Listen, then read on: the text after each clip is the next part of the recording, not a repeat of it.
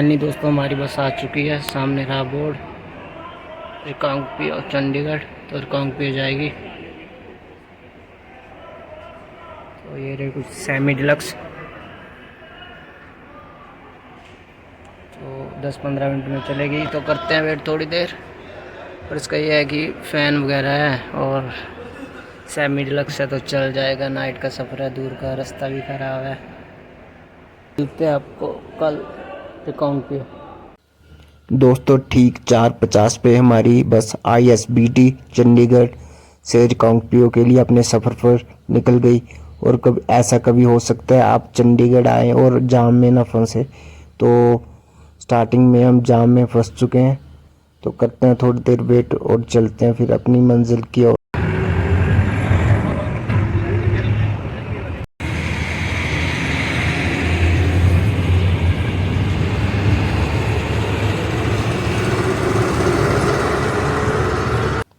दोस्तों चंडीगढ़ में हम 1 घंटा जाम में फंसे रहे और फिर थोड़ी देर बाद फाइनली हम लोग आ गए शिमला सोलन NH पे। तो अभी हम शिमला तक इसी NH पे जाएंगे। तो लेते हैं सफ़र के मज़े।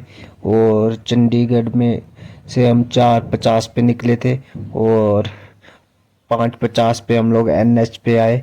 तो मैक्सिमम 1 घंटा लग गया।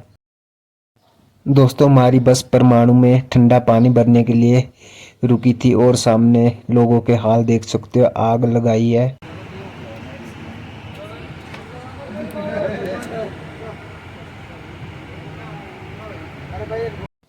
दोस्तों थोड़ी देर में हम पहुंच गए ISBT सोलन, क्योंकि ये बस नॉन स्टॉप है रिकांगपिओ यूनिट HRTC की। सोलन से थोड़ी आगे बस चाय पीने के लिए 10 मिनट रुकी।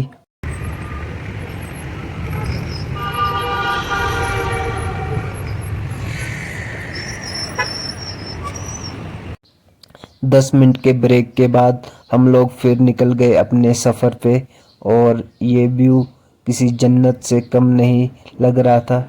अभी थोड़ी देर में हम लोग शिमला पहुंच जाएंगे। और दोस्तों ठीक 9:20 पे हम लोग पहुंच गए ISBT Shimla new bus stand.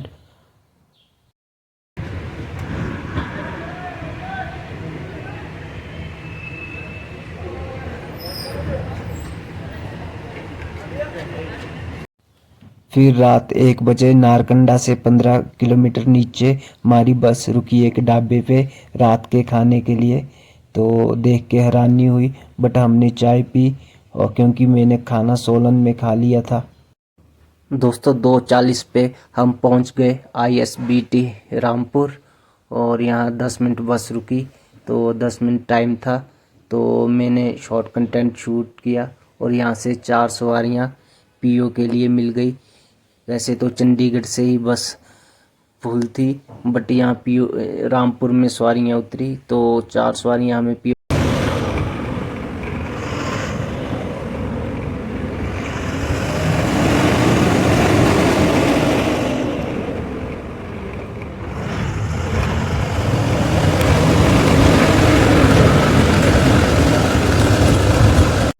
थोड़ी देर में हम पहुंच गए यूरी। और यहाँ हमारे कुछ आर्मी के भाई थे, उतरना था। और यहीं से सरान के लिए रास्ता जाता है, बीमा काली माँ के लिए टेंपल के लिए। तो थोड़ी देर यहाँ 2-3 मिनट बस रुकने के बाद फिर चल पड़ी PO के लिए।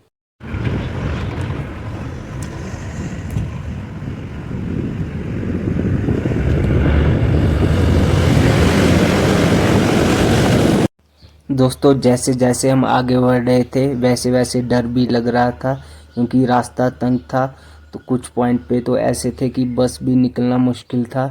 तो सफ़र का मज़ा भी आ रहा था और डर भी लग रहा था।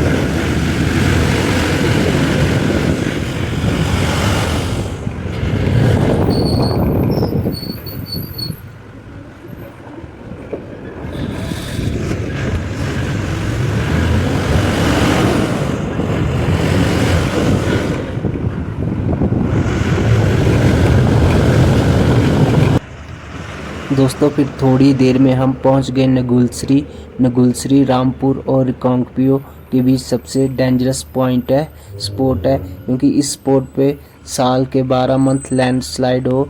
ये वही पॉइंट है जहाँ 3 साल पहले HRTC रिकांगपिओ की बस खड़ी थी और ऊपर से पहाड़ बस पे गिरा था और सारी पूरी बस यात्रियों के साथ नदी में गिर गई थी सतलुज में। तो ये पॉइंट सबसे ख़तरनाक है और कुछ पॉइंट देख के तो मन में डर सा लगा कि नाइट में सफ़र करके कोई रिस्क तो नहीं ले लिया, बट फिर भोले का नाम लेके हम बढ़ चले अपनी मंजिल की ओर।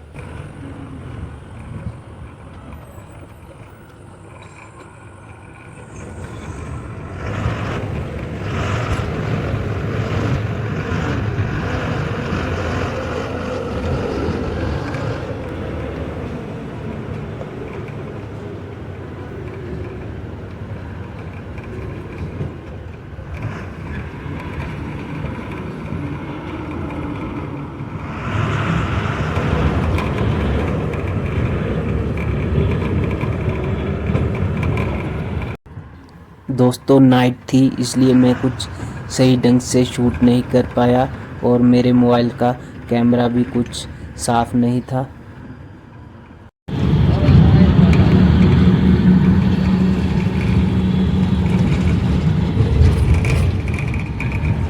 कुछ देर के बाद हमने सुबह की पहली झलक देखी और ये पुल इतना तंग था कि बस को 2 बार बैक करना पड़ा।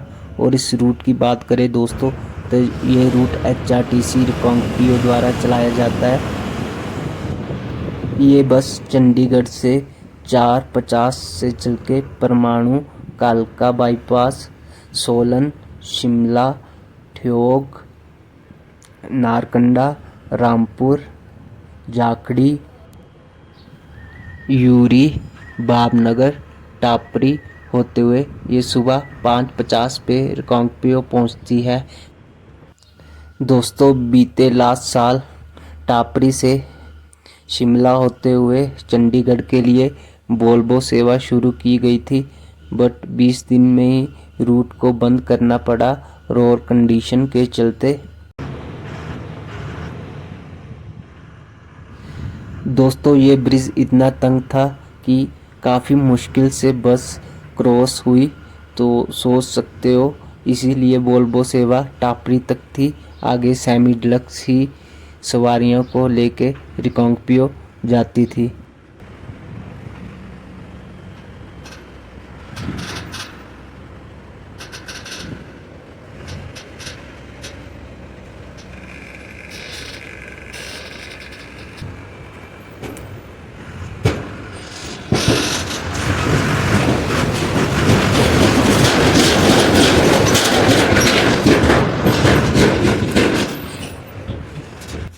कुछ देर की मेहनत के बाद फाइनली हमारी बस ने ब्रिज को क्रॉस कर लिया। दोस्तों ब्रिज क्रॉस करने के बाद हम पहुंच गए कटशम डैम, जो कि बसपा नदी पे बना है। बसपा नदी की बात करें तो बसपा नदी चीन से होते हुए हिमाचल में आती है और यहीं पे इसे सतलुज में कन्वर्ट किया जाता है। और दोस्तों थोड़ी देर के बाद मैं भी HRTC रिकांगपिओ वर्कशॉप के पास उतर गया और बस स्टैंड में सवारियों को उतार के वापस वर्कशॉप में आ गई। तो आज के ब्लॉग को मैं यहीं करता हूँ एंड। और आपने यहाँ तक ब्लॉग देख लिया तो प्लीज़ ब्लॉग को करें लाइक, शेयर, कमेंट और चैनल पे नए हैं तो चैनल को कर ले सब्सक्राइब। मिलते हैं आपको कल फ्रेश ब्लॉग के साथ, तब तक के लिए thanks for watching, bye bye.